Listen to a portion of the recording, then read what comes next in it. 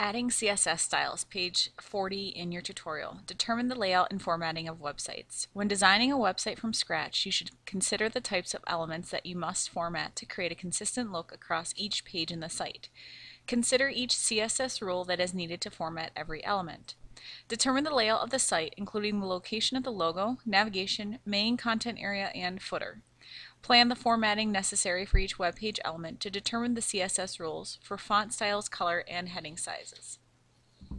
Page 41. To add a div tag. Because each region of the CSS layout is associated with a div tag, you need to insert a div tag for each region of content in the web page or template.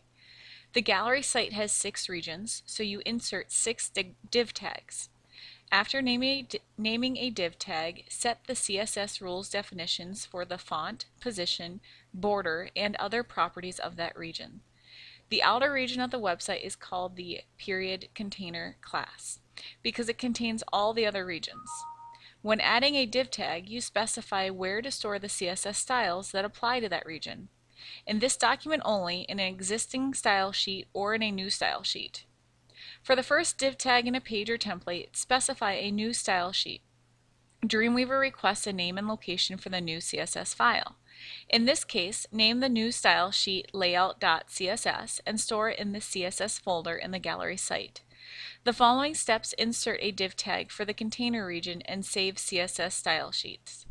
Step 1. On the document toolbar, drag to select the text Untitled Document in the title text box.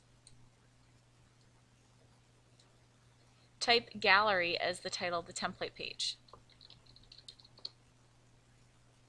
Step 2. Click the document window and then click Insert Div Tag button on the insert bar to display the Insert Div Tag dialog box. Here's the insert bar. Insert div tag. Step 3. If necessary, click the class text box and then type container.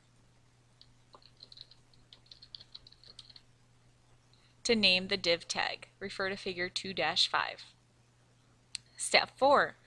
Click the new CSS rule button to display the new CSS rule dialog box, refer to figure 2-6. Step 5. Click the rule definition button and then click New Style Sheet File in the rule definition list to select the location in which you want to define the rule, which is in a new style sheet file, figure 2-7. Definition rule, new style sheet. Step 6. Click the OK button to create a new CSS rule for the region and to display the Save Style Sheet file as dialog box. Refer to figure 2-8.